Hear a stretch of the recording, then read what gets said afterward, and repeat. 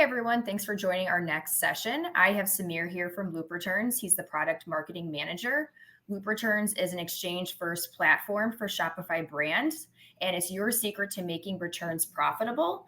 I'm going to kick it over to Samir, who's going to talk about stats from last year's return season and how you guys can prep for the return season that's coming up now that Black Friday and Cyber Monday is over. Thanks, Francesca, and thank you, ShipBob, for having me. I'm excited to talk to you all today as we, wrap up BFCM and get right into the holiday season. So what we'll be talking about today is how to manage the 31% increase in returns during this holiday season. So I know we're all really excited about probably the spike in sales you saw over BFCM and what's still to come with the holidays, but as you know, an increase in returns also comes with, an increase in sales also comes with an increase in returns. And if you aren't prepared for that increase in returns, that can become a very time consuming and costly headache. And so we're going to talk today about how you can be prepared for that and be on top of it. So returns last year in 2021, there was $1 trillion in e-commerce sales, which is really incredible. A lot of the boom in e-commerce shopping came during the pandemic, and this was really great numbers to see. But in turn, there was also $218 billion of those sales came back as returns. That's a lot of lost revenue that you may not have been expecting, when you're closing out the books for the year and there's still returns planning to come in January and you're not expecting that. It really hurts what you thought your success at post holidays really was and leaves you with less revenue than what you thought you had.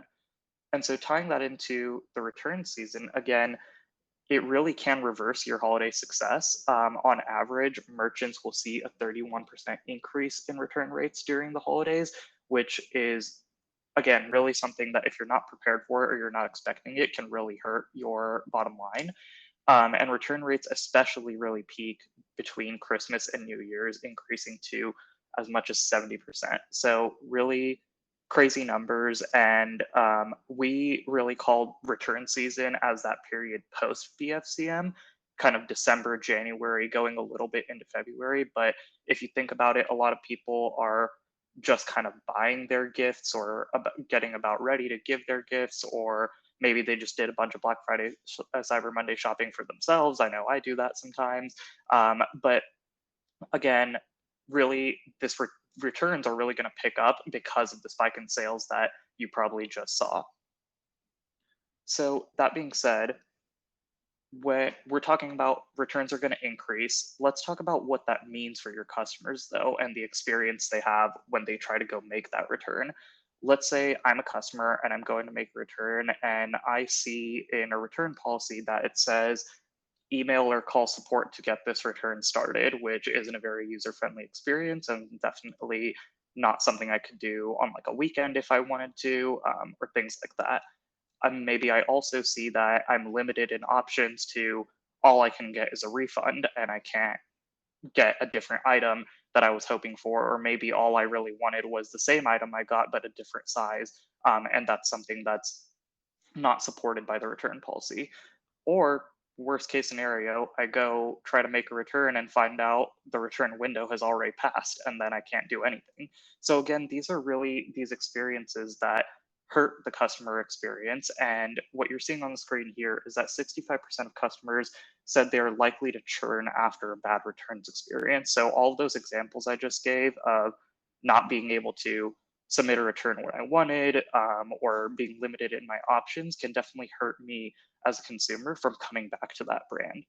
And on the flip side, 84% of customers say that a positive, hassle-free returns experience would make them more likely to buy from the retailer again. So that really goes a long way in terms of, again, leaving the customer with a positive brand sentiment that makes them want to come back to you. So kind of tying it into what we were talking about earlier with the increase in returns over holidays, by not being prepared for that, you're not only hurting your holiday sales, but if you're not providing a good return experience, you're also hurting future retention of those customers, which could be very costly, especially in today's environment with acquisition costs being so high. You really want to make sure you're setting yourselves up for good customer retention tactics. And so now, what if you were able to optimize your returns and provide an automated self-service portal where consumers can have an easy experience to submit their return whenever they want? That is something that can really impact your bottom line. And it's often an overlooked part of the customer experience, but it can really be your secret sauce in retaining customers. But the story doesn't actually end there just with the seamless customer experience and having, a self-service portal. We've talked about how returns all mean a loss in revenue and you're losing that sale that was initially made, but that doesn't actually have to be the case. Returns don't actually have to mean a refund. And that's something we really pride ourselves on at Loop and kind of have built a philosophy around. Um, it's not just about, like I said, providing that customer experience to impact retention. We take it a step further to try to save that sale and turn that refund into an exchange. So we incentivize customers to choose an exchange or a store credit and then allow you to continue to foster that customer relationship. So again, we're not only impacting the retention of the revenue in that current sale, but then also the customer retention and wanting them to come back to you long term.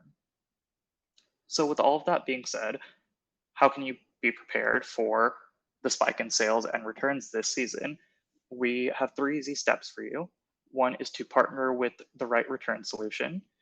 You also want to optimize your return costs. Shipping during the holidays is never easy. There's a lot of peak charges and surcharges coming. So you want to optimize your costs there.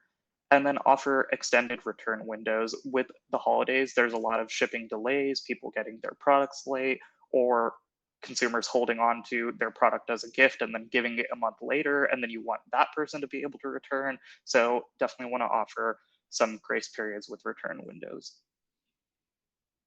So before we kind of get into each of those steps and how you can best be prepared, first want to talk to you a little bit about who is Loop, and what are we here for. We are a return solution, if you didn't figure that out already from the first half of this talk, but we are purpose built for Shopify brands. And so that makes us provide a really seamless experience between Shopify and Loop for both merchants and consumers. It really allows our portal to feel like something you're already familiar with and really make it a seamless experience and integration throughout the two platforms.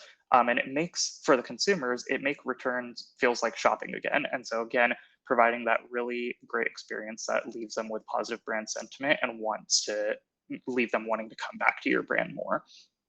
So we really strive to help brands retain revenue on inevitable returns while creating repeat customers. And currently today, we serve a little over 1,800 Shopify brands and more to come.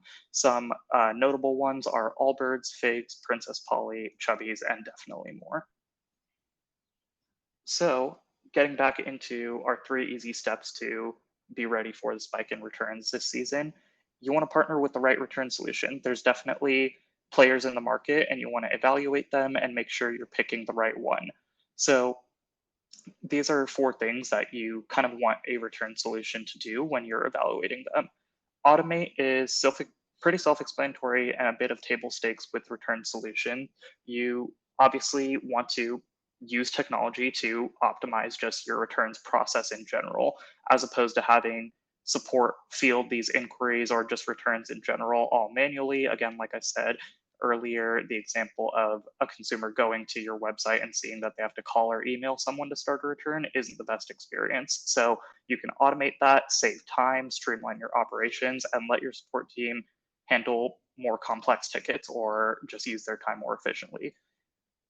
Retained revenue is another big thing, and what I've been saying Loop really specializes in terms of trying to turn that refund into an exchange. So you're not only automating and providing the consumer a good return experience, but you're also incentivizing them to, again, keep that money with your business to begin with.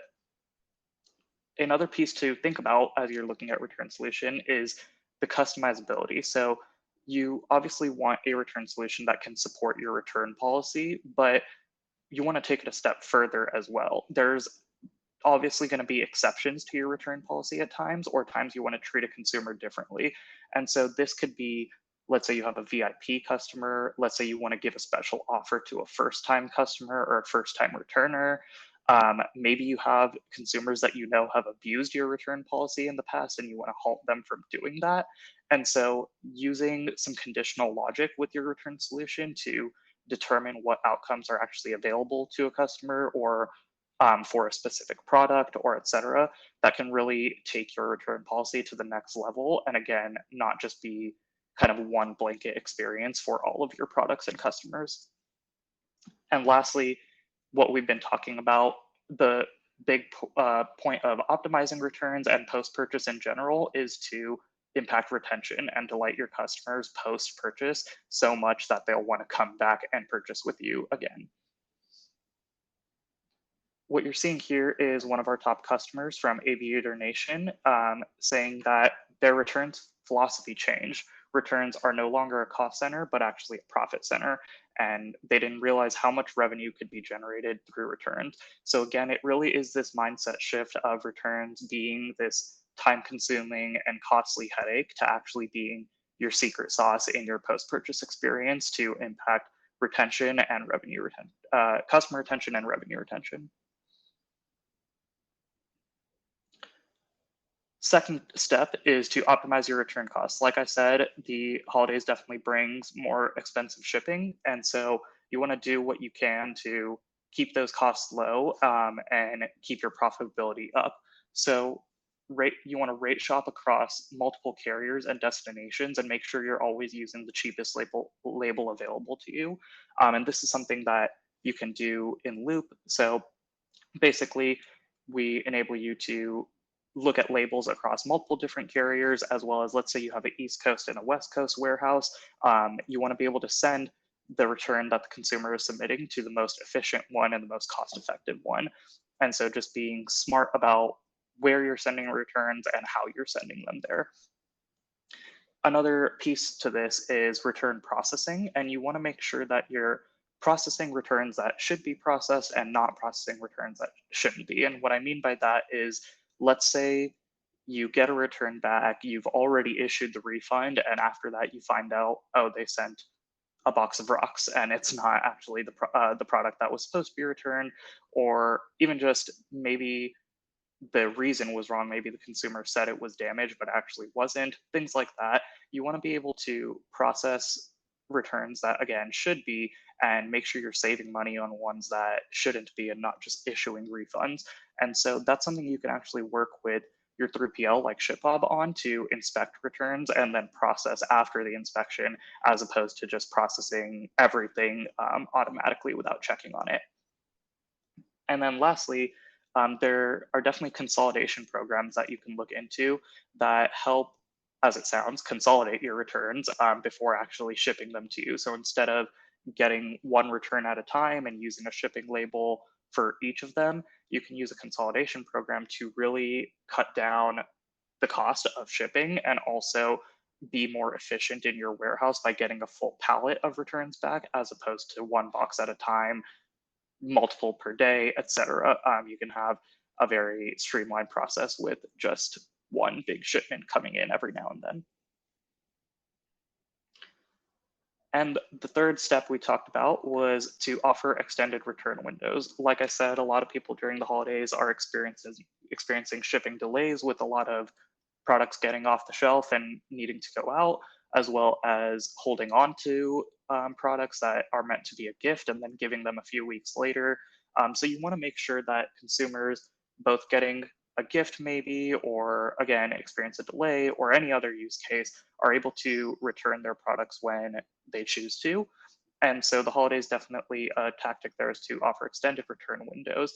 And why this is important, especially for acquisition as well, is that what you can see here is that 30% of standard e-commerce purchases come back as return, but 96% of consumers actually review your return policy before even making that purchase.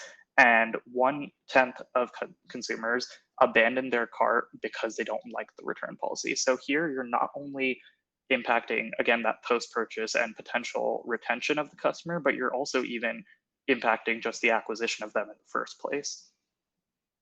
And so how you can kind of make that into an advantage instead of a disadvantage is to make your return policy transparent and generous. And so how you do that is to have a clear window, be upfront about the window for returns and tie it to a date.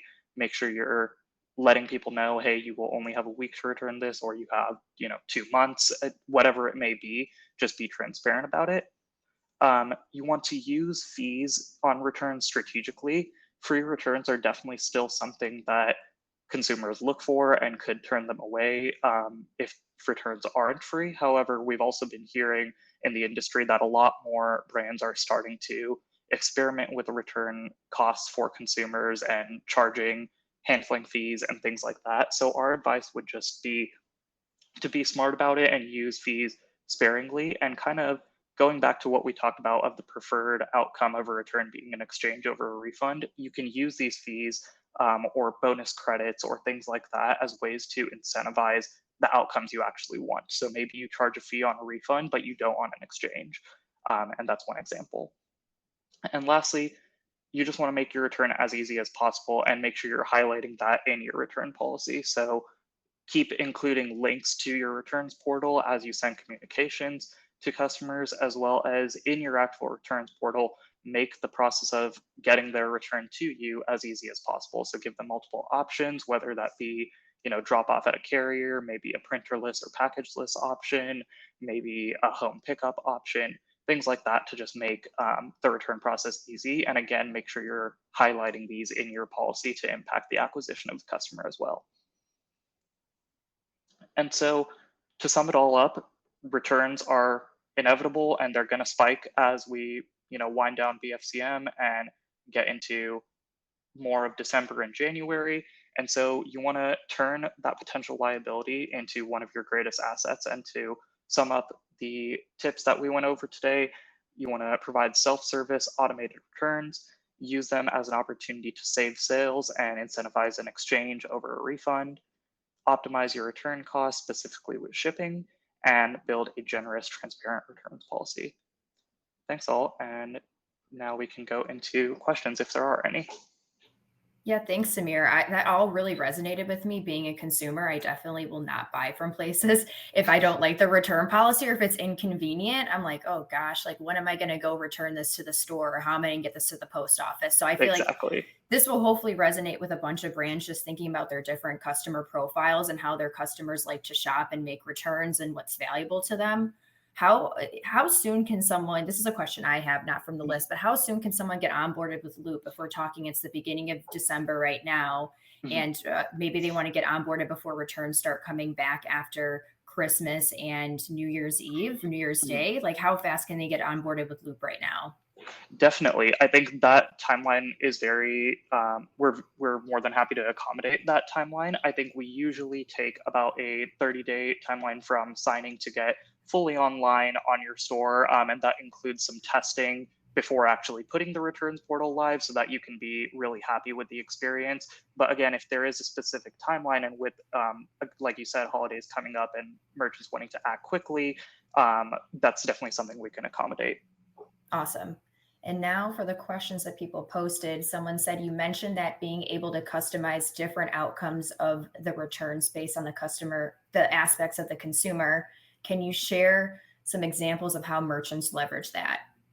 Definitely. So customization is something we really pride ourselves on here at Loop. And what I mean by that is enabling brands to set different basically if and then conditions. So if this, then do this. And some examples of that would be like rewarding your loyal or VIP customers or first time customers.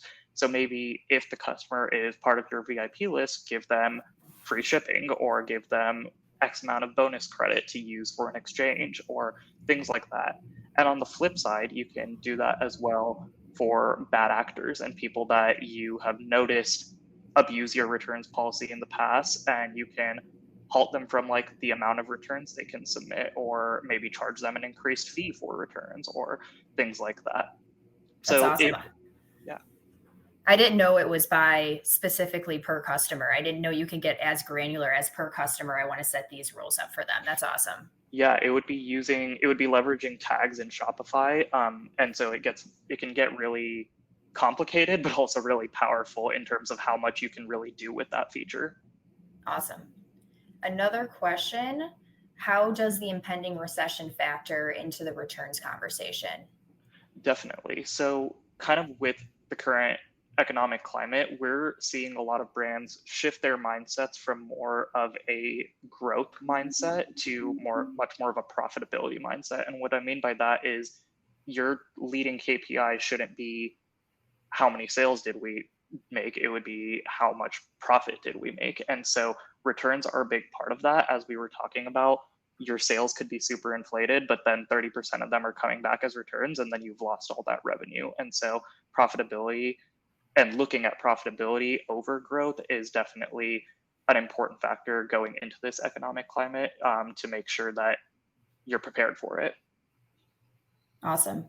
I think that's all the questions we have. If you guys have any more questions for Loop, go check out their booth and submit the questions there. They'll have a rep, they'll be answering questions. But thank you guys for the session with Samir. Thank you so much, Samir. I think everyone learned a lot about converting sales and not giving up on returns. And we'll see you guys in the next session. Thank you for having me. Bye, guys.